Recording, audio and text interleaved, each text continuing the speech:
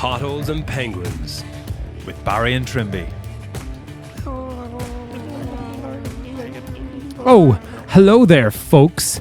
Have you come to hear the best analyses of Ireland versus England? Well, you've come to the right place then. We've got the obvious observations and analyses, and we've got the not so obvious. First and foremost, let's go with the obvious observations. Wasn't Robbie Henshaw really good? Wasn't he class? Really good. Class. He was class. Do you know who was class? Who? Keith Earl's try off the line out was class. Oh, that was class. That was class. That Wasn't was class. it? It was class. That was class. But you know what was even classer was, you know, in the warm-up on the TV, when they were doing the warm-up and Simon Easterby was being interviewed, they showed the move in the background in the warm-up and they did the move and it was class. That was class. That was really class. That was class. That was class. That was class. And Robbie Henshaw was class. That was class. That was so class. You know, Robbie Henshaw was class. Robbie Henshaw was so good he could play 12 and 13 for the Lions. Class. At the same time. Same time. Tyke Byrne, he's class. He can play, even though he wasn't playing 60s this weekend, he went in 5. He can play 5 and he's still class. They must have been great at sums. Should they play for CJ Stander? And he was playing like he was class. He was CJ, he should retire every week. Yeah. That's what they should do every speech. And his speech at the end, Farrell said to him last weekend, he's like, listen, I really need a big performance. Would you mind retiring?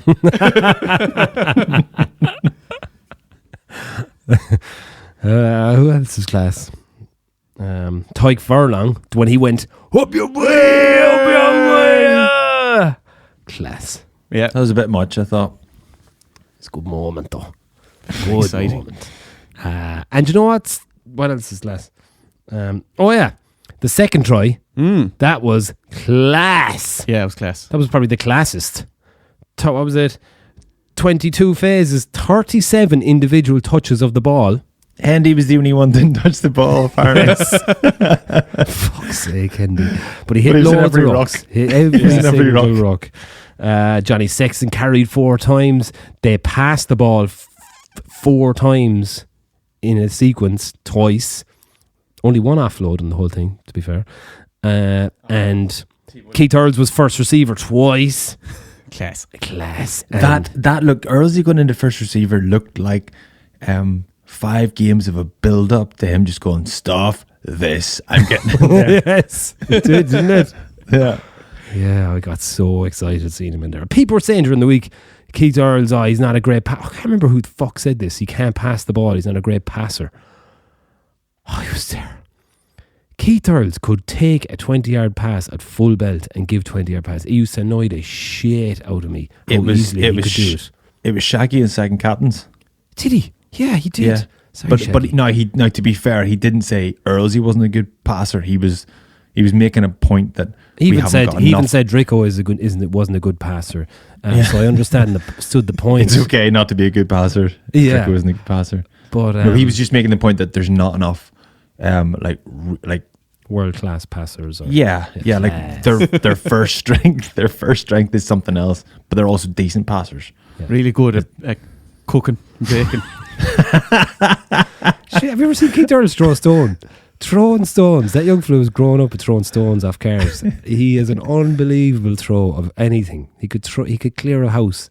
Is throwing a stone over your head all in the technique? It's not in the strength. Oh, definitely. You have to be throwing stones at cars since you were able to walk. Flinging them. Imagine if you set up a quarterback academy in Myross. But it's underhand, it's not the overhand. Be like your man Shanahan that we interviewed earlier days. Oh yeah, kicking wonder ball how over he's in getting America. on. Yeah. Jeez, remember that fella? Do you remember the RTE bit of promotion they were doing, and he was like hoofing an American football over a shed or something into a field? Has there been a more Irish example of someone's going to America? What's America like? Hoof that over that shed and you'll find out yourself. Really? The RTE News end of bits where they're trying to do like, and now to something lighthearted that's not related to the big scary disease. Did you see the one about your man pretending to sound out what a walrus made when to sound? That was so And they went over the corner of the mountain and they heard that. He was totally serious. That was class. That was awesome. Yeah, it was. Apparently he showed up in Wales today. The walrus? Yeah. The same fella? Yeah. Same lad. Bollocks. Did they swim? Apparently he got here because he fell asleep on an iceberg. Imagine waking up. I believe I saw one when I was a kid down in Kilkee. There was apparently I may have dreamt this, but I felt when I heard this story the other day, I was like, I fucking saw a walrus in Kilkee when I was a kid. So anyone listening out there that might know of that walrus, get on to us. Yeah. But you know what was the classest? What? Classerest of them all? Beating the bollocks off yeah. England in Lansdowne Road. Oh, that was lovely. It's nothing better than watching loads of lads in white shirts stressed. Yeah. Going mad. Stressed. They were done. They were done early doors. Being stressed. My kids have started to appreciate stress. We slept in one morning there and I was rushing them out to get them ready for school, and like I was like shouting at them and losing my temper, like, get into the car, put your shoes on, cracking up. And then in the car I had a moment, I was like, Jack, I'm sorry, I was just stressed. So then he just latched onto this stress, this idea, this theory, and then he just said to Anna today, out of the blue, Mum, is being a mummy stressful? Yes, Jack, it is. Wow, that's good insight from Jack. Yeah. Isn't it? Yeah. Fuck. But not as stressful as England of the weekend, son. My mother was trying. You want to see stress? Where do you see this? Yeah. Oh, I love it. I love seeing Watch Lauren Farrell trying to convince the ref that he didn't get a bang in the head. What? This is stress. when Ford throws the ball into touch, that's stress. See when Kyle Sinclair demands that they go for a scrum when they've just won a penalty, and they're in just outside their own 22, and the scrums have been going shit all day. Yeah. And then they reset, and then Tyke Furlong drives them through the next week. Yeah. And Ireland get the penalty and go 36 and Tyke up. runs nearly out of the stadium to celebrate. That's stress. That's stress. Yeah. 600 years. Was it 600 years of oppression? 800 years. Fuck. I gave him the discount. 20% I'm already going off. soft and I'm after waiting. Use the code Will Edison to get 200 years off your oppression.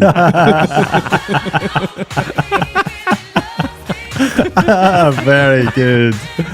Very good. Should we use that as a segue? Yes. Boundary, are you drinking? Yeah. Are we in the same thing? Are our periods aligned again? Private functions. Yeah, actually. Private functions. I'm on in Bongos. Here, bring out some more. There was one beer in particular there. I don't know, you might have it. I only got one can in that box, but it was a stout and had blueberry in the stout, and I've been thinking about it ever since. It's lovely. Yeah. I haven't had it. I'll bring it out next week. Me neither. It doesn't even ring a bell. Yeah, stouty blueberry. I'll have a look. See if I Go to boundarybrewing.coop/shop. Use the discount code Will Addison. Apart from the 800 years, right? My love for beating the English, or desire for it, goes deeper than that. Go on. I was at an Irish match when I would say I was 16 in Lansdowne Road in the schoolboy terrace, standard enough, bananas drunk off the cans. Kissing a girl called Grace. Yeah, potentially. Did I? I don't know. Didn't you do that in Thome You've Park told us when you were telling this us before, yeah. Andy Dunn? When we had Andy Dunn. No, that was, yeah. Yeah, no, Grania. Grania. Yeah. That was Thome Park, Grania. No, this was in this. I definitely wasn't shifting anyone this day, and you'll find out. So, end of the match, back then, the whole thing was you didn't really give that much fuck about the result. It was getting on the pitch at the end of the game. Oh, yeah. Storming the pitch. So it was easier from the schoolboy terrace, it was easier access. So we went onto the pitch, and Ireland had gotten a bit of a baiting off England. And standing in the middle of the pitch is this English fan, big, massive lump of an English fan in New Jersey, pissing in the middle of the pitch. What? Right? And there's just pandemonium going on around him. Everyone's, and I spotted him. I was there. Fuck this. So I took a sprinting run at him. What? To belt him as hard as I could. Now, I always considered myself as a 13. 13 is in my blood. It's in my bones. Uh-huh. It's on It's my on back. your back. It's on your back. Right? I can hear it in my fingers. I can feel it on my back. 13 is all around me. It's even on my side. So I love the position, and like Robbie Henshaw at the weekend, I was very good at making good reads in defence. So I could read, but I had a little bit of an issue with my final impact and a tackle. Okay. I would drop my head and lose my vision of my target at the last second. It was something that I always struggled with later in my career. Even I would make reads like Mountain. I'd make a collision, but I'd rarely stick. Whereas Henshaw, obviously, the other day was making these class reads and sticking and holding up, getting them all and winning turnovers and stuff. So I spotted this guy, went for him, last second, dropped the shoulder, dropped my line of vision, and whether he saw me coming or I missed the target, I didn't hit him as well as I should have. So I kind of hit him, but then swung around him like a rag doll. Like again, you know that tennis game with when Oh, you, yeah. the Where the tennis ball on- swings around. yeah, the loneliest sport in the world, where you hit the tennis ball around the pole. That's what I was like. I just spun around him until I got the bottom of him. I was just at his ankles, holding on to his ankles, and he Did you get shorter as you went round? Every rotation you got shorter and shorter, and then you just... Yeah, and I just remember looking up at him, and he's looking down at me, and I was essentially lying in his piss on the ground. Yeah. So ever since then, I've Did you just get up and tot off? Or Yeah, I looked at the lads and they just were on the floor laughing at me. And No what I rescue, needed yeah. was what I needed obviously was to keep my vision up, hit him, and then I needed keep him up, and then I needed someone else to come in, like a second defender, clean out the ruck. and hold his balls and maybe angle his dick up into his own face, so he could piss on his own face. That didn't happen though. No, it didn't. So that's where my desire to beat the English Stems from. Yeah. Like, you know, like the old team talks, you know, whatever it is that gets you going, whether it be money, you know, 800 years of repression, family, falling on someone's piss when you're a teenager, whatever it is that gets you going, just lean on that. And yours was just that one little category. And that's why I probably didn't get the shift off a girl called Grania, because there was a smell of piss off me. The lads wouldn't even sit next to me on the train and home. Grania's long like, you time got to ago, stick your tackles. You have to stick your tackles, otherwise I'm not shifting you. Yeah, that was more her issue. Yeah, rather than the smell of piss. Happy. What's it called? The vernal equinox. Oh yeah, this is the 12 hours a day and 12 hours a night. Yes, it's exactly the same amount of light and darkness in the day for the next few weeks. It's the middle of. It's essentially the very start of spring. It's the middle of the solstice. That's lovely to think about. Isn't it? And I love this one because it's like the September 20th is the opposite one. September 20th is the middle of the winter equinox. So that one is a great one as well. But there are ones apparently that you don't notice as much as you would the summer and winter solstice, because obviously the time changes. So we notice those ones much more. But this one you notice less. And the animal kingdom, nature, is more alive now than fucking ever. Oh, it was wild out the back earlier. I was just drinking a coffee out the back, and it was dense with the sound of birds, and then there was a cat prowling around the back, chasing an old scamp. And there's I think there's a mouse living in my fascia as well, but he's having a great time. He's not in the house. What's a fascia? You know the plastic thing that goes around your the skirt of your house that's in the gutter. But there's something inside that living in there. Mike Lowry. Yeah. Mike Lowry's back. Who's there? Mike Lowry. Well, how do I know it's Mike Lowry? 'Cause I'm Mike Lowry. Yeah, it's great. There's a smell. There's a great spring smell though as well. Yeah, Dense. Yes, and do you know what? I think I'm. This is a bit very wishy-washy and weird part of the show, but I think it's an important message. In this, apparently, what we're supposed to do at this time of year is we can all get too busy, and because, like nature, we can mirror it, and we can get a bit too weird, too frantic and frenzied, and because there's no guidance coming from the government at the moment. It's all just. We can't rely on anything they're telling us, and there's no. It's all just confidence. apologies. Sorry. Yeah. Sorry, we've only vaccinated half a dozen people today. Sorry. We're over after the Ireland match. But yeah, then we're relying on that, and we're projecting too far into the future and wondering what's going to happen and when are we going to happen, and it's going to be way better when it does happen. So the advice I read was to embrace this little change, this subtle change in your environment, and get out. So I plan on getting out like 6 and 7 o'clock in the evening and get out, and you know that time. Oh yeah, getting out for an old walk. Dusk. Yeah. So that's the plan. And I would advise maybe, or give some encouragement for other people to do the same. Now, that's the end of the weirdness. No, let's use that weirdness to segue into this silly little bit, because Perfect. you're talking about the animal kingdom, and Dermy talking about the re-emergence of a cat. Or sorry, maybe the first emergence of a cat. Oh, guess who's back?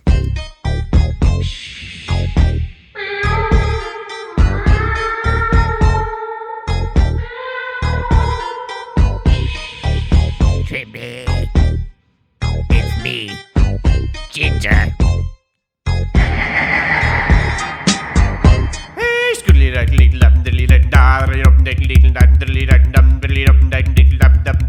It's Trimby, silly little bit. Long-time listeners will be quietly concerned for Ginger, our neighbourhood cat that became part of our family during the first lockdown. We haven't heard from Ginger in a long time, but yesterday she just strolled back into our lives again, wondering what all the fuss is about, like the singer Adele's absent father trying to reconnect after she got famous. Not that we're famous. Doesn't really work, that one. But this time, Ginger's different. She's not quite as bad as Claire Danes returning from Russia after being interrogated without her meds, but just not quite right. A little bit feral, perhaps. Whatever Ginger's been doing, it occurred to me that maybe something similar has happened to Joey Carberry over the last period. His accent's changed. He doesn't keep in touch with any of his old friends from Dublin. He's developed what I like to call the O'Mahony frown.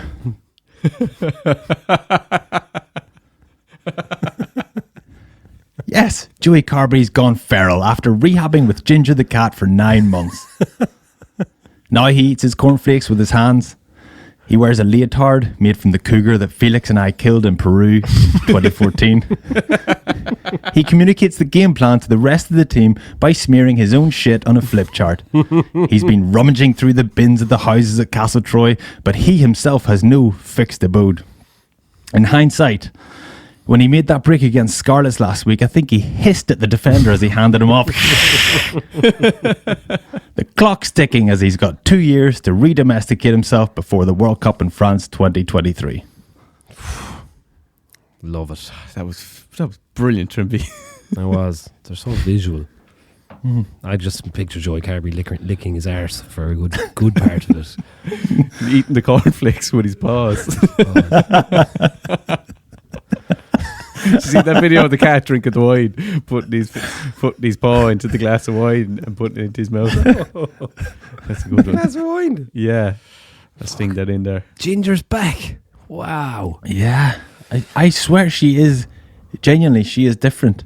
Totally different. Anna, remember, I think I was telling you before, Anna loved Ginger before.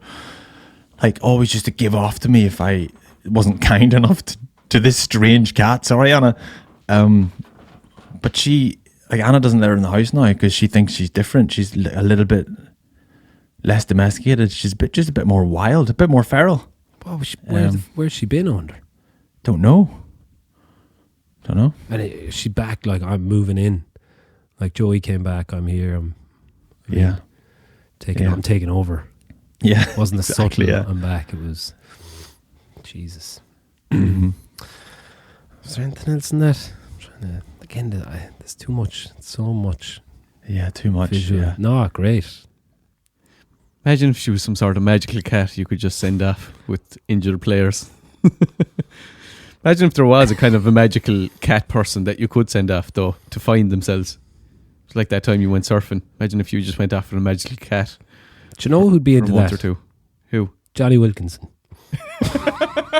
Johnny the Magic Cat Wilkinson. He's fucking mad. I He love is it. mad. Did you hear his but it's brilliant. Did you hear his, I take it you're talking about the bit after. Oh, his little monologue.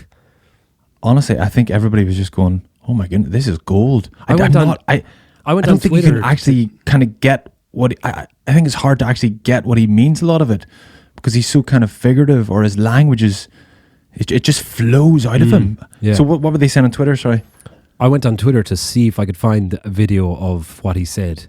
He was talking about being present and energy. He was asked, "Is this basically the end of the English, that English team and the Eddie Jones, and if they do a lot of changes need to happen because of this result?" And he's just like basically saying that you have to understand that these games can be won and lost in little moments, and it's how to prepare a team for these moments and how to energize a team and how good energy and all this kind of stuff, wasn't it? And so much was it about presence and understanding where you are. And I'm totally making a bollocks of No, but like nobody could explain what he said the way he said it. yeah, I was And mouth open watching, but I went on Oh, Twitter no. to look up if I could find a video, and there's just load of people just going to town on him for how much wishy-washy bullshit he's talking, which is bananas. And then probably maybe 50-50 50% of people going, "This is the best analysis I've ever heard."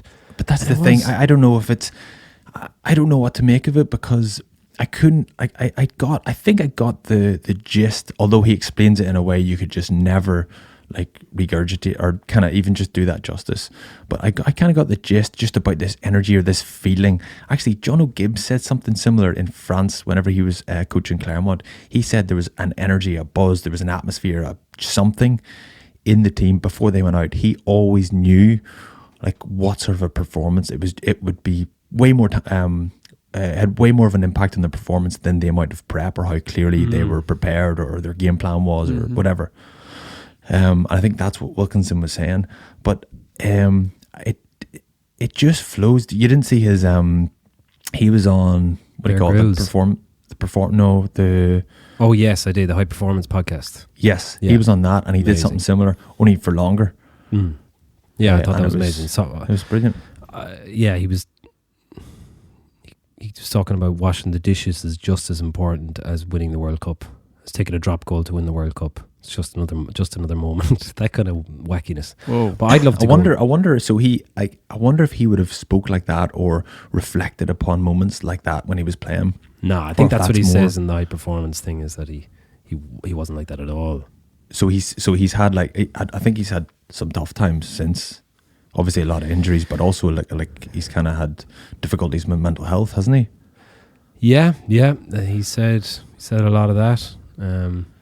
So a lot of that would I kind of you start to reevaluate, rethink things, and then you would start to maybe interpret things that way rather than, at the time I thought he would, as you say, he wasn't talking like that. So he's talking about being present, but like in terms of energy, the main overriding energy on the Ireland-England game in the back of people's minds and post-match interviews was, we did it for CJ. So if you remove that out, He touched on that a bit, and he said that probably wasn't the reason or something. I kind of lost him what he was talking about there. But yeah, I think he was more talking about the English team. I mean, how could they be so far off where people want them to be this week, and they were there last week, and it just goes hand in hand with how difficult it is to analyze these things, and it's so refreshing for me looking at a guy like that and taking a different perspective, because if you look at it so in terms of analysis of statistics all the time, and you're kind of looking at the game like that, it can be very hard to kind of motivate players and maybe keep them focused. And I think Andy Farrell spoke about the moments in that game, how big moments were, how Ireland were winning moments, and England just didn't win those moments. They made some poor decisions to like not go for points when they could have gone for the corner, and then that just makes them, I suppose, puts a negative puts them in a negative frame of mind, whereas if Ireland do something good, that puts them in a positive frame of mind. So the energy is shifted positively in Ireland, but it's gone negatively in England, and that can become a massive gulf then if the momentum starts spinning. It's just different words to explain it. And you can't explain every game like the way he explained that the other day. You can't say that about every game. You can't get that wishy-washy, which I shouldn't have said that because it wasn't wishy-washy, but you can't really talk about every single game in that context. But sometimes it's okay to just go, fuck it, they had whatever it was. Ireland needed that win more. England probably had that win against France that energized the team and gave them that belief again, but for whatever reasons, maybe players been dropped out of the English team before the game, made it difficult for them, and then the CJ factor. Ireland, I think, having all those different players that came back in, energized the team, loads of different things, and it can be just those moments that can energize a team to go on and play out of their skins and vice versa, and that's kind of what he was saying. Was it? Yeah. I'd like imagine going taking magic mushrooms with Johnny Wilkinson and just talking about rugby. I assume maybe that's what he's done to get as wacky as he is. But I don't know. Johnny, was it class or was it not class? Just if you could just give us a straight answer. Class or not? This is the language that we speak. Yeah. So it's, I think, again, it's we can get into now part two in more detail, but that can essentially be how you define that game. It's just big moments that swung momentum, and they could Keith Earls could have dropped that ball, Jack Conan could have dropped the ball, Ireland wouldn't have scored, wouldn't have had that big momentum. England could have taken points on 2 occasions, and it could have, Aki could have had that red card after 20 minutes and not 70 minutes. Oh yeah, loads of different things like that. So I think the important thing is not to fucking freak out and go after people. But let's get into a little bit more analysis in part 2, will we? Shout out to Maddie McKnight, actually, our favourite cartoonist, who's working closely with Rugby Players Ireland on their campaign for Be Sound and mental wellness and mind. Tackle your feelings. That's the one. Be kind. Be kind. Be sound. How good was Ugo Manya actually about being sound and being kind? He is unbelievably charismatic. The sound of his voice and the way that he's talking, you're just immediately engaged in him. And even like on Patreon, like so many people wrote that they could just listen to him for hours because he's a leader. Like you just want to go, yeah, Ugo, yeah, I listen. Yeah, I understand. This is great. Something magic about him. Yeah, he's humble enough to say, we just need to be careful what the feedback we're given as pundits or as supporters or whatever. And he's humble enough to say, I put something out there, even only just a couple of weeks ago, and I shouldn't have. Oh yeah, Yeah, it wasn't preachy. It was came from a good place. Yeah, and he likes a schlag. Like he'd be on there slagging about football and stuff on Twitter. Like he likes to have a bit of a mess as well. He's not all like. Also, he's unbelievably famous, talented fashionista cousin was sharing the Instagram stories. Yeah, so that was hilarious. Legend. Thanks to our Patreon patrons who have signed up for that. Anyone else wants to sign up for it, check out our Patreon page. We're going out. Who do we get this week? Do you know who I want to get? Jordy Murphy. Jordy Murphy was brilliant on co-coms the other day with Lauren Farrell.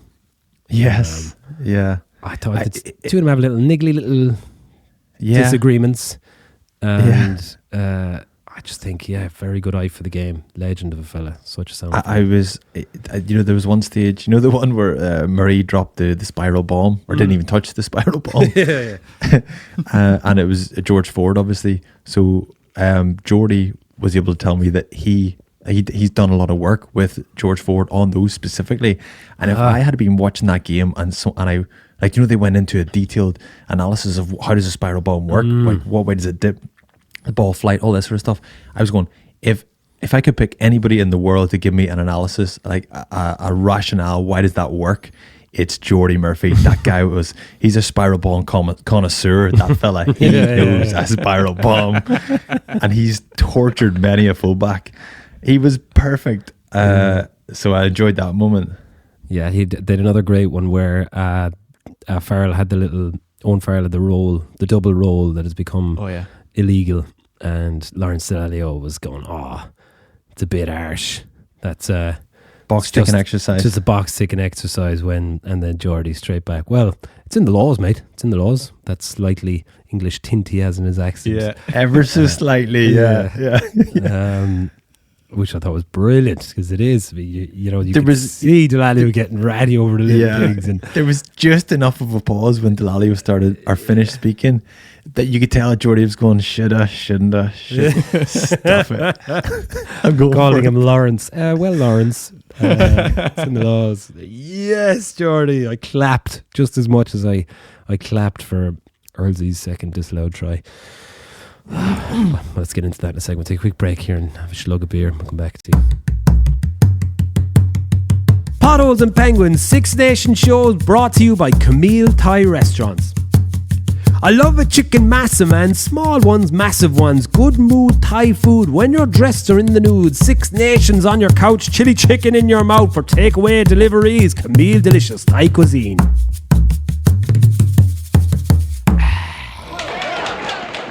All right, now for some hot takes, hopefully, on Ireland versus England. Trimby, what was the difference this week?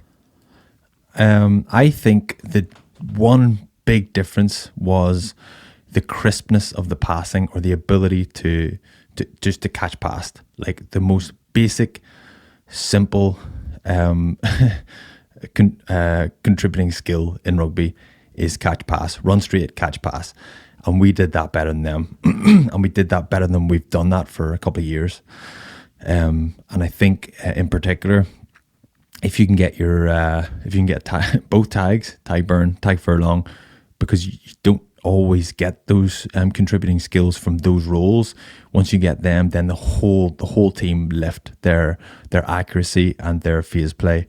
Our shape was good. Shape was really good.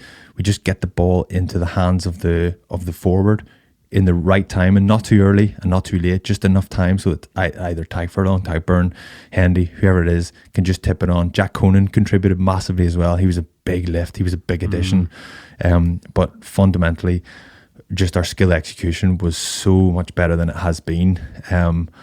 That's my take on it. I don't know if you... I do. I agree completely. And I think the change in personnel for me was, like, as you said, Jack Conan, him being at number 8, being a natural ball playing number 8, allowing CJ move to 6. And I've had this argument with people this week about CJ, and obviously unbelievable player, but stick him in 6, keep him at 6. And I think that's where he should play. That's where he's at his strongest, just allowing him be reckless. And I think we'll benefit from that, and having a ball playing 8 on the field in Conan, just having those subtle moments as a footballing 8 that allows him kind of see things that others don't. Murray coming back, like, when you're talking crisp passes, I thought he was unbelievable. I thought he did his best game for Ireland since 2018 Six Nations maybe, and his passing was incredible. His kicking was brilliant. His buzz around the place, his energy. I think, like Gary Ringrose, we've sang songs about Gary Ringrose, about how incredible he is. So I'm not coming on here to bash him or anything like that, but I think he hasn't played well. And I think when you talk about that crisp passing, and there was a couple instances over the last few weeks where his passing hasn't been great, and not even the execution of the pass, but the actual timing of the pass and when he passes. Whereas I thought Bundy today or yesterday, he passed really well. I thought Henshaw on 13 passed really well. So I agree, and I just think those changes were essential. I think Henshaw as 13, lads, as I said earlier on, his reads in that area of the field defensively were unbelievable. It's the ability, as you say, his ability to stick, his ability to lunge and not get stepped, but still enter the tackle area with serious like pace and intensity, but still be so accurate. It's so difficult, and he did that so well. I caught Lawrence once on a tackle. He tackled first. He tackled May off a left hand scrum. They came out his side and he tackled. Then the ball was swung back the other side of the field. And he tackled Lawrence and they got a turnover. when I know they actually got a penalty. That's when Murray got neck rolled. And then about 2 minutes later, he tackled Ford off that right-hand scrum and held him up. Then he made that big read on the long kick from Sexton and tackled Daly and won a penalty. It was just all these huge moments that were backing him. He was backing himself to make a read. And then Earlsey was going with him a lot of the time. Jacob was going with him. Both those times when he made the first 2 tackles I was talking about, both those times, both wingers went with him. And that just tells me it's someone who's so confident in what he's doing, and he's so loud, and his communication is so good that the others are coming with him. And that might seem subtle but that is so important in that position in the field for me. So that for me was a huge change in that Irish team. I thought we just saw the example of the one where he held up George Ford, was it? Yeah. Off that defensively Ireland's left-hand scrum. I thought that was not the first time, but it was nice to see us tricking the opposition and just coaxing them and just looking quite streetwise and just looking like we were a step ahead. If we had have been a bit more obvious with that or not quite executed that, George Ford would just sling that pass over the top and we'd be exposed. But we just looked streetwise. We just looked really switched on. I just thought we tricked them a good few times. I don't agree that Ringrose isn't playing well. I think Ringrose I think he's had one bad game, and I think Ringrose at his best is better than Bundy at his best. I don't know if we'll obviously not get to find that out. But I think Ringrose, let's not forget how good he's been for so long, and I think he's just had one bad game, and I feel a little bit sorry for him. Yeah, I don't think we should feel sorry for him or anything. It's not as I said, we've sang songs about him, but I think sometimes it's horse for course. You have to pick your team. If Ringrose was fit last week, and even if this week, and even if he hadn't played as poorly last week, I still feel I said it weeks ago. I said there's something. Remember I was bringing up about Dricko, and you were slagging Dricko for never ever passing you the ball. When I was saying there's something going on in our midfield where there's a lack of connection, and it's not Robbie because he's playing so well. That there's something, and Gary just needs to work on certain things, and I think when you give Bundy such a simple job, he's so aggressive, so strong, so big, as we know from the red card.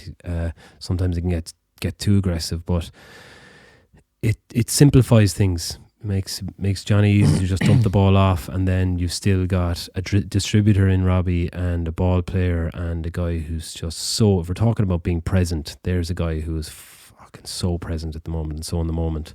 So I don't know if I was picking it week by week. You got to kind of play it like that. I'd have no problem. This is where I think we've struggled with Ireland for the last few years, is that picking players on form and not being afraid that we've got such a big pool of talent to dip into now, and not being afraid that. I think it's the best thing that happened to Murray getting dropped. Obviously he hasn't played that well in 2 years. He got dropped. We've been calling that for a while. It's like Murray needs a break. He needs something to change. Give him a break, and he'll hopefully refresh him. Did Peter O'Mahony was dropped, came back. Looked sharp, didn't he? Peter O'Mahony of old, when he played against Italy that time, and he came back and had a couple of man of the match performances or close to it.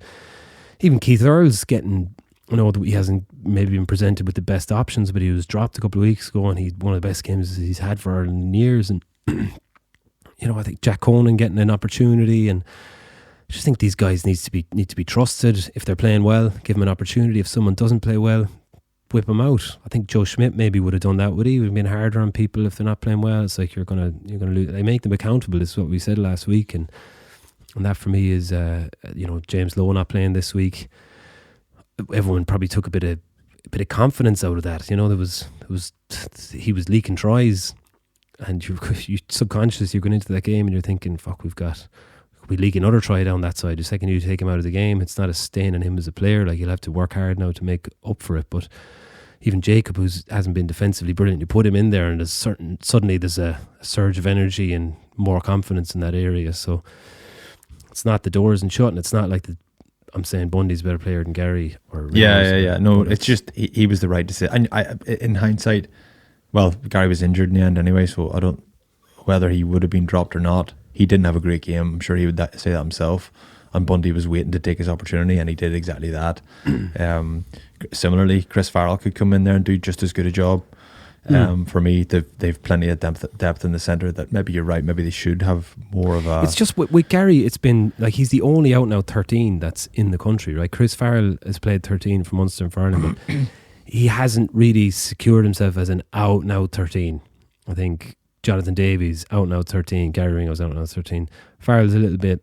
You almost think he should be a 12 at times, so he hasn't really taken that position and made his own. So Ringrose had a bit of a free ride for a while, and now that Robbie has essentially put his hand up as being if potential lines 13 if he wanted, he good enough to play in either one. That just makes that position, that centre partnership, a hell of a lot more competitive now. Yep. Let's talk about France Wales. Yes, because I was convinced. And obviously for 81 and a half minutes, I doubted it. But I was convinced Wales's luck is going to run out. They have been bluffing their way towards a Grand Slam. And I just had this thought in my head. If they beat, as they looked like they were going to for long periods, beat France and win a Grand Slam, I was like, the off the back of that, 4 of their 5 games, they were the second best team in the pitch. Ireland were better than them, Scotland were better than them, England for long periods were better than them, and France I think were better as well. They were literally only better than Italy, and they nearly won a Grand Slam. they still played well last night for huge parts of that game. They did. No, sorry, I think it's my perspective on Wales has changed because they've grown. They've got a little bit of luck early on in the competition, and they've used that luck and they've developed this confidence and this ability, and they've grown, and they're a totally different side now than they were at the start of the tournament. So that, yeah, to be fair, but I thought, you know, they would away in Paris against this French side playing the way they're playing. I thought they're gonna get properly, their luck is properly going to run out, and it only just ran out a little bit, or they got good enough that they didn't need any luck anymore. If that makes sense. Yeah, they're so impressive at times. You know, that they made that French defence look average and ordinary, and it frustrated me watching, especially in the first 40-50 minutes, because Ireland didn't really throw many punches against that French defence. They almost gave it way too much respect. Whereas Wales, when that second try, was it to make it, was it 14-all or 18-all maybe, or something like that? The phases they were putting together reminded me of that Welsh team that won the Grand Slam against Ireland over in that piss and rain in Cardiff a couple of years ago. Where they were running really short angles and different varieties of angles. They were not just running into out, or it was short lines off 9, overs off 10s, little tip-ons, and the French defence was all over the shop, and I had massive respect for how they approached that game, and just certain players like Tipuric and Navidi and Jonathan Davies, Zamet, and there's some good players there. But talk me through the last 10 minutes, because I was quite pissed by the last 10 minutes. So I don't really know what was going on. Did you watch it, Trimby? What the fuck was going on there? It was like watching someone on Mastermind or something. The refs trying to make sense of that. Yes. Crystal Maze. So, and like Luke Pearce grabs both captains and he like runs over to the halfway line all dramatically, like your man. Yes, exactly. It felt like so those moments whenever Luke Pearce is chatting to Barnes and whoever else was involved, I am usually my reaction usually is like, come on, get on with the game. But there was the debates were so interesting, and the conversations were so interesting, and what was being decided on was so interesting, that I was actually, this is great. It's theatre. It's brilliant. Yes, yeah, it was the same. I was honestly like, this is great. Yeah. And part of me, and I realised halfway through a really long-winded conversation with Pearce and Barnes, and just kind of debating things, and then saying, actually, things are changed a little bit, because that we're actually talking about between yellow and red now, because he's made contact with the eye, and it's like, previously on TMO, you know, and it just felt, it was so interesting. Now someone's getting gouged in the eye, so it's not that funny, right? Yeah. But it was entertainment, and because the game was in the balance, because think Brian Moore was going bananas at one stage. Another 30 seconds gone. Another 30 seconds gone. I was like, I know, would you hurry up and blow your whistle, Piers? Because the clock kept ticking. It was such drama, and I was loving every second of it. I was honestly more animated in that game than the Ireland-England game. I don't know why. I just wanted to see Wales get their comeuppance. I don't know what it is. So the French red card, a lot of people giving out shit about that what's his name was Willem C. No, it was milking it. Who's the red card specialist? Win Jones. The red card specialist. He's gotten 3 against him.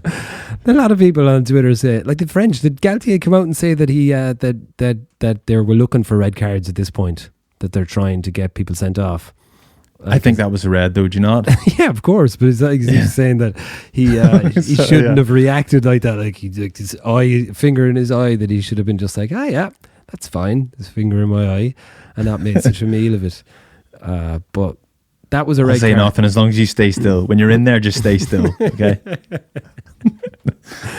So that was a definite red card. The placing of the ball, which was the other one that was getting people a bit wound up. For Josh Adams?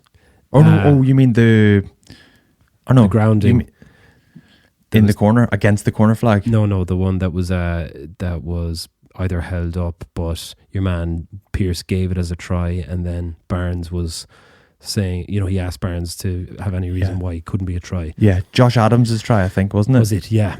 Yeah. So my gut is like, right. That's a try.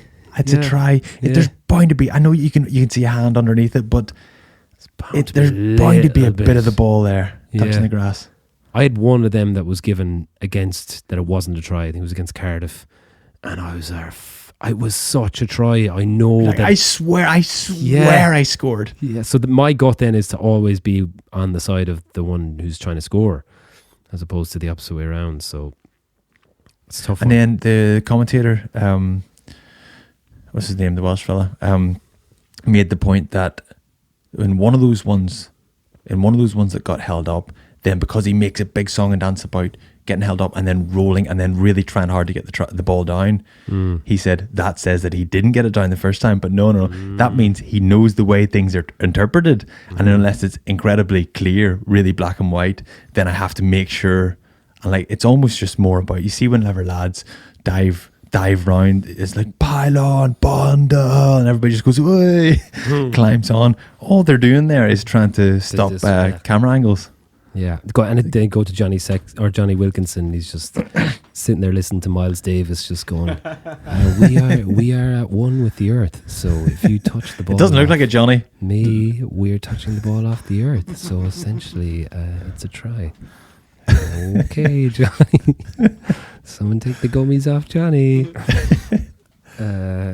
But anyway, 2 yellow cards then quickly followed for Wales, which was definitely to balance the books a little bit and finish from Wales France. should have had about 8 yellow cards.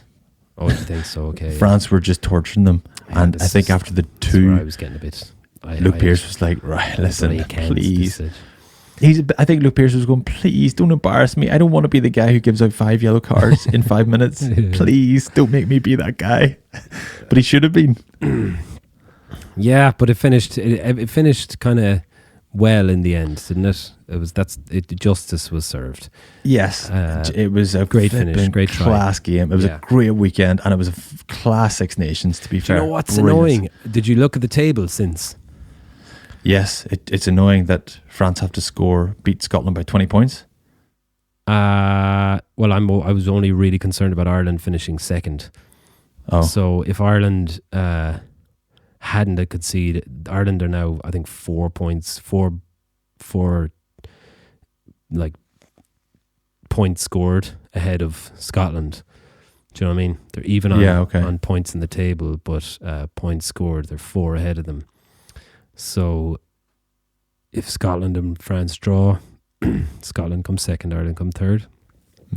If France beat Scotland, France comes second, Ireland come third. And if Scotland beat France, then if they beat them by less than 7, they'll be ahead of them. But if they beat them by, if France get a bonus point, basically they'll go for losing bonus point. They'll go ahead of Ireland, and Scotland. If they don't get a losing bonus point, Scotland will go ahead of Ireland. So Ireland are snookered. They can't come second, no matter what. I think now is a good time for that Tom Hanks James Bond thing. I'm growing tired of this game, Mr. Bond. Perhaps. Right, well, let's pick our Lions 15. Okay, so another reason why I think Ireland were edged ahead of England psychologically at the weekend, and made them a little bit more present, was the fact that Warren Gatland was in Irish camp this week, and I think they probably put them in the frame of mind of how important this game was for Irish players to get back on the Lions side. So I think Tadhg Furlong is starting. I think, can I go like this and just put my Irish players in, or will we start with the front row? Let's go through them one. So who do you think is one? Go from okay, one I've got the red card specialist, Wyn Jones. I wouldn't be hugely knowledgeable on this. Is it Fagerson? Is the other one that's kind of in contention? Oh, he's tight head. Oh, is he? Sorry. Okay. Okay, I'm happy to go with Wyn Jones. Fine with me. I've gone for Luke Cowan-Dickey at 2. Yeah, but easily that could be Ken Owens, or it could be Jamie George. Yeah, Jamie George. I think the three of them are neck and neck. I agree. I think Jamie George hasn't played a lot of rugby, but he looked good when he came on the other day. Yeah. So you're right. It could be any of the three of them. I think that's annoying. If I'm going to pick one, I'm going to go Luke Cowan-Dickey. Yeah, that's fine with me. He's effective. 3. Tadhg Furlong. Tadhg Furlong, of course. All day. All day, baby. Go on. Number 4. Number 4, Ian Henderson. Agreed. Or James Ryan. I think James Ryan might struggle to get on this Lions team and potentially the squad.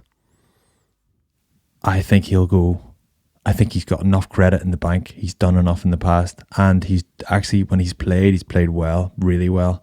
Hendy's just had an absolute blinder all Six Nations. I think Hendy's not even a question. I think James Ryan is hurt. I think he's injured. He's had 2 concussions in a few weeks. I don't think he has been at the level that we've seen him in the past. I think he works hard. I just don't think he's been as destructive and as I think he needs a break. He needs to be looked after. Someone said this off the ball during the week. I can't remember who it was, but Leinster and Ireland need to look after him. I don't think he's the same player he was 12 months ago, 2 years ago. I agree. He's not what he was, but I still think he's good enough. Anyway, whatever. It's tough. It's tough because like Itoje is going to play. I think Hendy and Itoje's the other one starting for me. Then it could be, and you've got outside of that. Then second rows, you've got Richie Gray, and you've got Alan Wyn Jones. So they're not going to bring, and then you've got Tadhg Burns. So if you jump straight to 6, I think Tadhg Burns starting 6 for me. Then you're looking at when you mentioned Alan Wyn Jones there, I read somewhere he'll only go if he goes as captain and starts, and I don't think he's good enough to start, so I don't think he'll go. That's my rationale there. Man. Betcha he'll go. With Gatland, you're right. With Gatland, probably. Yeah. But I think they need to balance sometimes with Scotland. You feel like, and I feel Richie Gray's deserved it. So it's controversial, but it's. I've got plenty of Scotland players in here. All right, okay, we'll keep going. Will we go? Okay, Tadhg Burn, we're going 6. Yeah, Tadhg Burn 6. Yeah, Hamish Watson 7. Who? I think Tipperick. I'm going Tipperick. I've got Tipperick's my player of the fucking competition. He's class, to be fair. Outrageous player. I think Hamish Watson's a freak, an absolute freak, carrying the ball over and over and just freakishly strong. And he is one of the few back rowers that is kind of just deceptive. Everybody else is big, or they've got something very obvious about them. He's got an X factor. He's got something. To be fair, Tipperick's got this as well.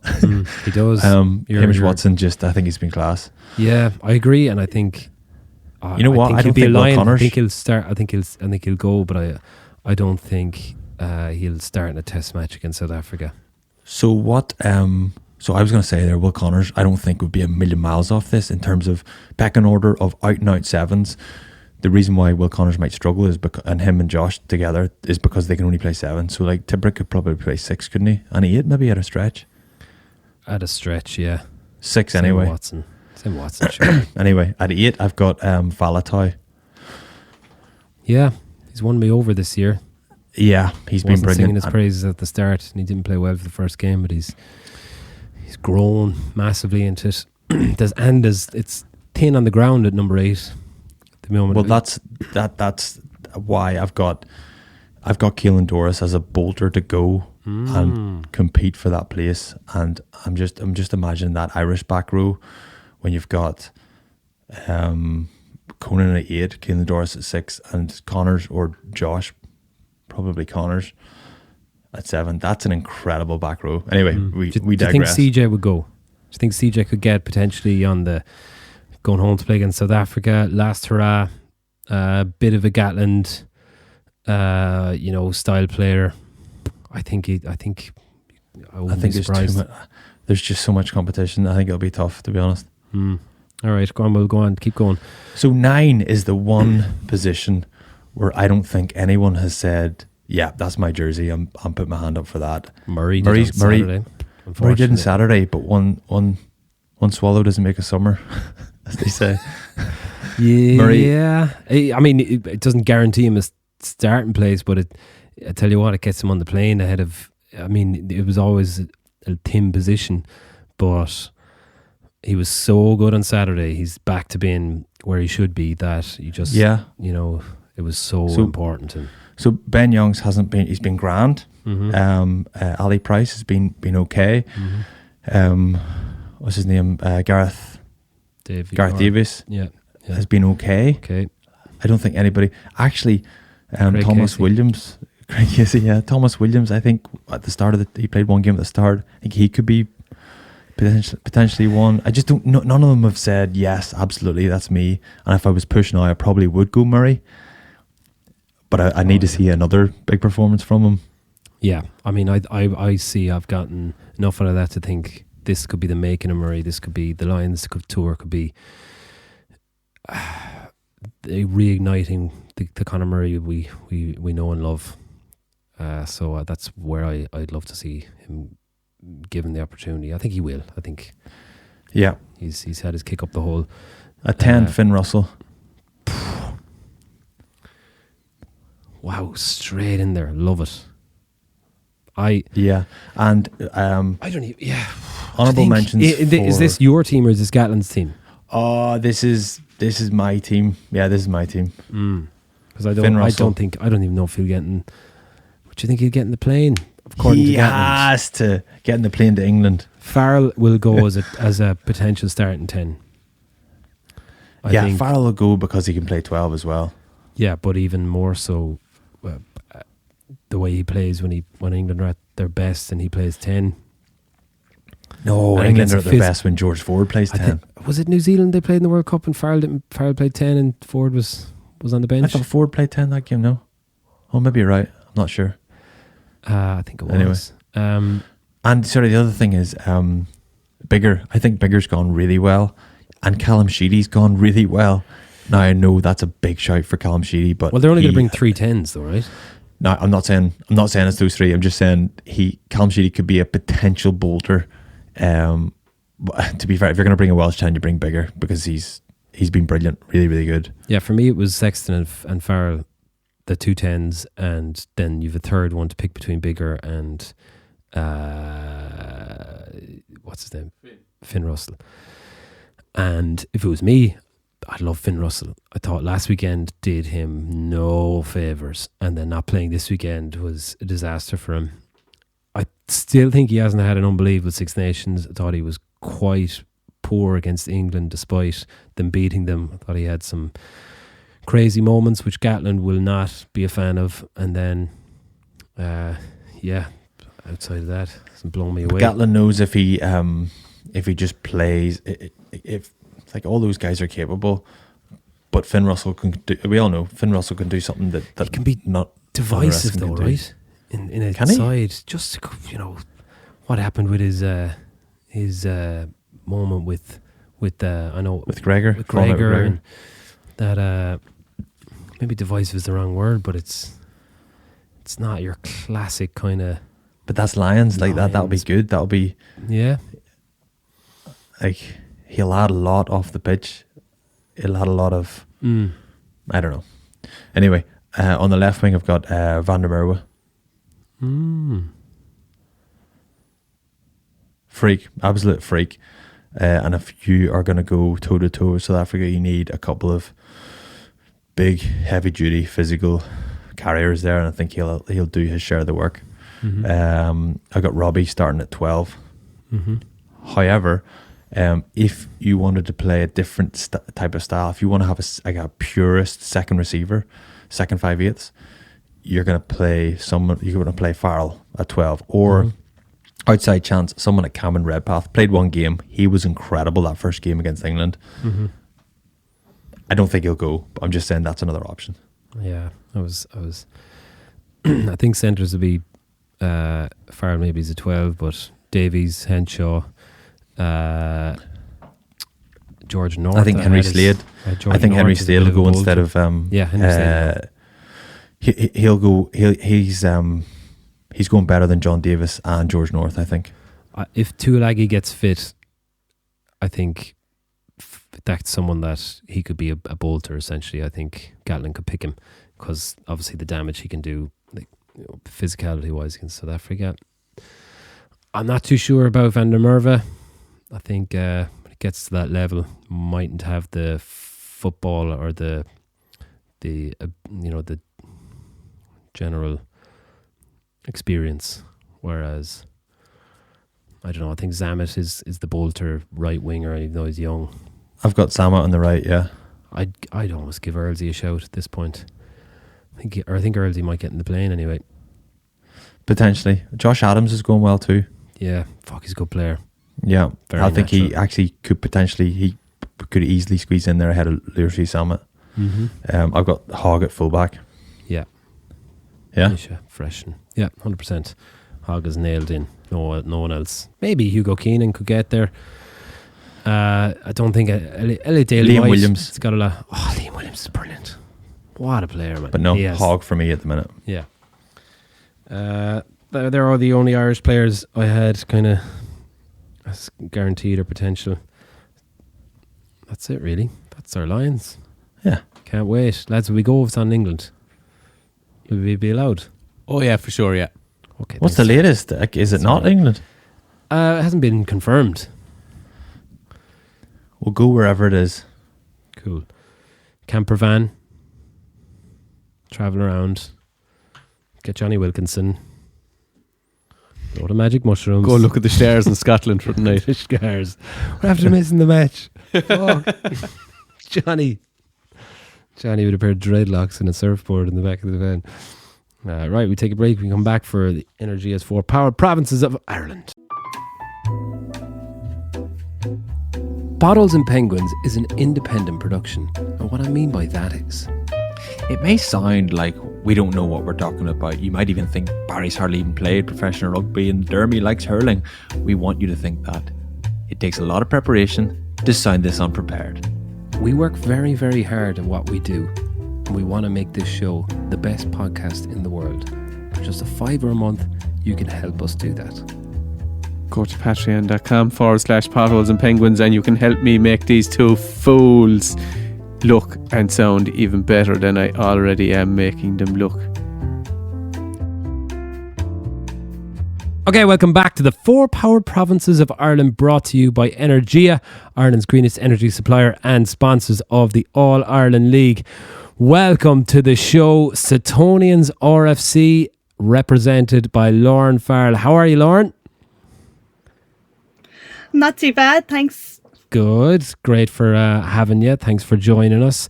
Did you get stuck into 9 hours of rugby on Saturday? Oh, of course I did. I didn't move from my seat from 2:15 onwards. It was so exciting. Yeah, for the listener and not the viewer, just to paint a picture, Laura, not to tell on you here, Lauren. Sorry, Lauren's in erratic, and he told me he wouldn't say this. And behind you it says "Dare to be remarkable." Tell us how remarkable are you, and how remarkable are Setonians? I mean, if I have that to influence me, we're completely remarkable, like, you know. So Jesus, that's that was painted on the wall by my partner when she was about 12 years old. So no, it's still. I mean, it's stuck with us now. It still works. Tell us a little bit about the club. The club's pretty new, isn't it? You admitted to me on the phone that you're not Setonians born and bred, but the club's quite new, isn't it? As in the women's team. Yeah. Well, in regards to the women's team, I think it's only been around for the last, 7 or 8 years, like competitively. Before that, I think they kind of played Division 5, even below, and they were kind of relying on people coming in and out. But in fairness, now there's a couple of girls that have stuck around since day one. So, I mean, they're more Setonians through and through than I am. Like you said, I played for Gorey from the age of 9, and I only moved up to Sutton then from about 3 years ago. So. Why was that? Just to get a little bit more, like, increased level of competition, or just get a bit more exposure? Yeah, I mean, the promotions they had in the last couple of years was just phenomenal. I had always kind of like set my sights on playing at a team with a higher level. So when it came down to it, obviously there was options on the table available to me living in Dublin. So you had the likes of Rock, Belvo, Railway, and then of course Setonian. So what really cut it for me was the progress they had made. So they were in Division 4 about 5 years ago, and they just got promoted season after season all the way to AIL. So that was like a telltale sign of, okay, this is a team that's on the right track, to success. So that was a deciding factor for me. Brilliant. So they're riding the wave and you're like, I am joining that party. Absolutely. Yeah, absolutely. Wouldn't want to miss it. Yeah, you often find with Dublin clubs that there's so much history in a lot of those clubs, and they're real community clubs, right? They've got a lot of players that would grow up and play as kids and underage, and then they stay with them all the way throughout their senior years, and then they've got like 5 or 6 different teams for each club. They've got so many members. That's what I always found going to Dublin clubs. I was blown away by how well they're supported, and I suppose the depth of history that goes back in all those clubs that you mentioned as well. But do you find that with Setonians, or have you found that since you joined them? I mean, the men's section is definitely very like that.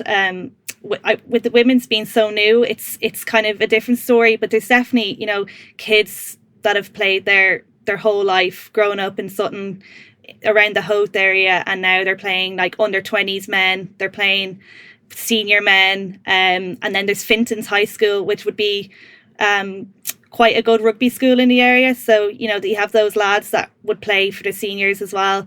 But with the women's team, that's our hope now as well. We've got an under 16 and an under 18s team, so we're hoping now that will bring us forward, and we could follow in the footsteps of the men's team, and have girls that have been raised in the area, have gone to local schools, and will come and compete and play for the women's team in the future. So that would be our hope. How much have you guys, the rest of the women's team, how much have you missed your rugby over the last while? I know it looks like potentially there might be some sort of return to something up here anyway. I don't know if it's the same down there, but everybody's tentative about getting excited about anything just because things are so subject to change. But how much have you guys missed your rugby, and how are you staying connected to the other girls in the club? Oh, we've all missed it big time. I think everybody was having withdrawal symptoms there the last couple of months, kind of looking at each other going, what do we actually do on a Tuesday and Thursday night when we're not playing rugby? It's very strange. I mean, you don't have a Saturday that's just dedicated to getting ready for a game. It's a long weekend. But I mean, we've been staying in contact, over social media, doing a few Zooms. Just staying in contact as best as we can, going for a walk and a coffee with one of the girls every now and then, yeah. That's the way we're trying to stay in contact for the moment. That's the best you can do. That's all the crack we can have. What about quizzes? Yeah. What about a walk and a coffee is the new going out, isn't it? You're not getting you're not Zoom quizzing, are you? No, we didn't do Zoom quizzes now, but our coach Christy, he did organise an excellent Zoom. So he set it up as kind of like a panel show. So we had an Air Sport team, a Virgin Media team, a TG Cahir, an RTE, and what he did was gave us a clip from a game, and we were then sectioned off into breakout rooms. We had to go analyse the clip, but it was kind of analyse as you wish. Kind of turned into a bit of a comedy. What went wrong? Who looked good in the clip? Whose hair was on point? Whose wasn't? So yeah, that was a bit of crack to have, and it was just something different other than the Zoom quizzes, because there's only so much of them you can do. That sounds like there's an element of fake fun to that, and Christie's kind of tricking you into actually doing some analysis. That fake fun sounds a little bit like something Declan Kidney used to do back in the day. And you're like, this fake fun would be a lot more real if we were genuinely having fun here. Yeah, it's a classic twist, isn't it? Yeah. It's like, let them think that they're taking the piss, but they're actually learning one or two things as well. Yeah, well, look, as Andrew said, let's hopefully we get back to playing some rugby by, I don't know, even training outdoors, April, May or something. But what then for next year? What's the goals for the senior women's team? The goal was to finish top 4. As ambitious as that may sound, with only one AIL season underneath our belts. So that's our goal. It's to beat 2 of the top 4 teams and have a good strong finish. It's like, as last season wasn't, we can't even call that a experience in any way. We only played 2 games, so we're kind of banking on that one year experience that we had in the top league to kind of drive us on from there. So yeah, as well as that, we're hoping to gather a few more players, keep building depth in our team. I think that's something that we kind of not struggled with, but found difficult in the first season in AIL. Just that jump from Division 1 to AIL is quite steep. So having strength in numbers is definitely something that we'll be looking to do as well. Okay, well, hopefully our numbers are huge in Sutton and Howth area. We might put a bit of a shout out. Any Penguins that want to go down and play AIL rugby, you know where to go. Good crack as well. Good crack, obviously, as well. Key for AIL rugby. Yeah. All right, Lauren, thanks so much for joining us. And as you said, hopefully you get back in the pitch sooner rather than later, and send all our love and best wishes to everyone in Suttonians RFC, and we'll talk to you soon. Will do, lads. Thanks a million. Thanks, Lauren. Cheers.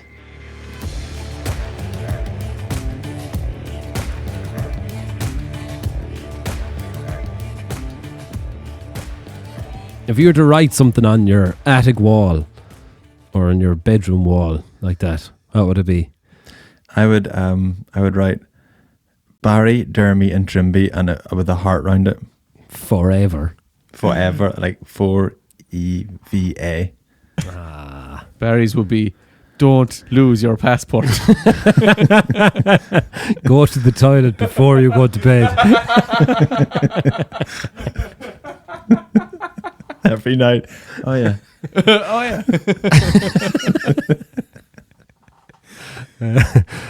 That was a good crack. Yeah. All right, that's it. That was great. Well done, Ireland. Well done. Did we mention any movies? No. You said Tom Hanks by accident. Oh, well, when I did the little sting. Oh, yeah, we're going to have to take that bit out. Yeah. James Bond. Oh, yeah. What about, can we do something around Johnny Wilkinson being a stoner? What's a stoner film? Pineapple Express. Dude, Where's My Car? Penguin Express. Dude, Where's My Car? Penguin Express. Just Johnny Wilkinson as James Franco. I like it. Penguin Express, it is. I was thinking about when you were talking about Wyn Jones there in part 2. Johnny Wilkinson was my dealer. Imagine Johnny Wilkinson was your dealer, and he wanted, like in James Franco and Seth Rogen, he just wants to be his friend. Or James Franco's the dealer, and he wants James Franco to be his friend. So he's got to call over and buy weed off him. And he comes in and does the standard like, "Oh, hey man, how's it going?" And he sits down and says, "Imagine Johnny Wilkinson was your dealer." And you just He call walks over. into the room like this. Just drop kicks you the bag of stuff. Off either foot, wherever you want it.